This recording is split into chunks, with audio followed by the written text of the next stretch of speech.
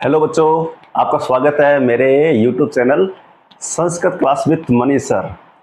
जैसा कि मैंने आपको पिछले वीडियो में पहले श्लोक के बारे में बताया था कक्षा 8 के सुभाषितानि नामक पाठ से, तो आज हम दूसरे श्लोक के बारे में पढ़ते हैं। आप तैयार हैं? ठीक है, देखिए दूसरा है साहित्य संगीत कला विहीन है, साक्षात पशु पुंछ विषाणहीन है, तर्णम न खादनपि जीवमान है, तद भाग्यदेयम परम पशु नाम है।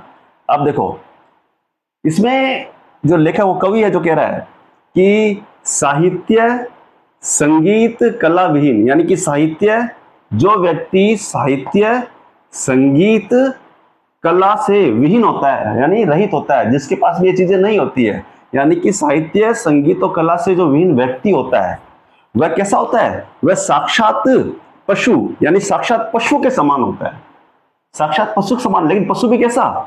पूंछ विषाणहीन। पूंछ का मतलब था पूंछ, विषाण का मतलब था सींग, हीन मतलब रहित, यानी कि बिना पूंछ और सींग के। ठीक है ना? यानी कहने मतलब यह है कि जो व्यक्ति साहित्य संगीत कला से विहीन होता है वह व्यक्ति क्या होता है? साक्षात बिना पूंछ और सींग के पशु के समान होता है। ठीक है ना? तो देखिए वो जो व्यक्ति है, तर्णम न खादपि, तर्णम घास, न मतलब नहीं, खादन अपि खाते हुए, अपि मतलब भी, कि खाते हुए भी, जीवमान, जीवमान का मतलब होता है जीवित रहता है, यहाँ अपना जीवन यापन करता है। तो ये हो जाएगा कि वह घास न खाते हुए भी अपना जीवन यापन करता है।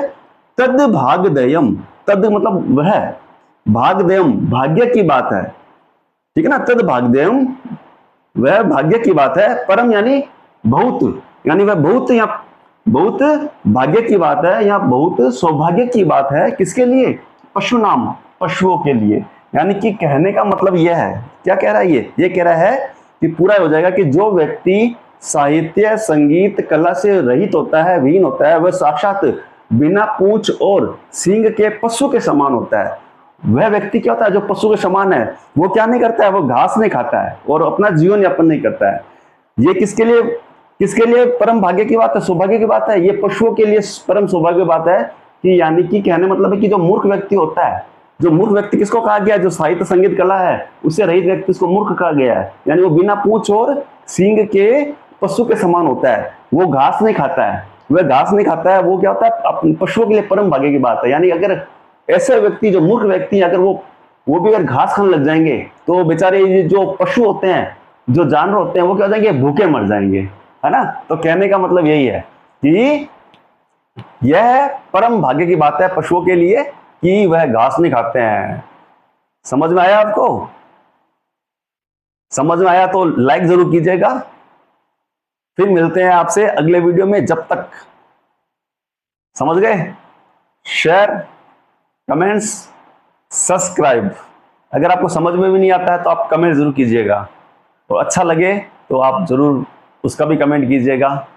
फिर मिलते हैं आपसे अगले वीडियो में। Thank you.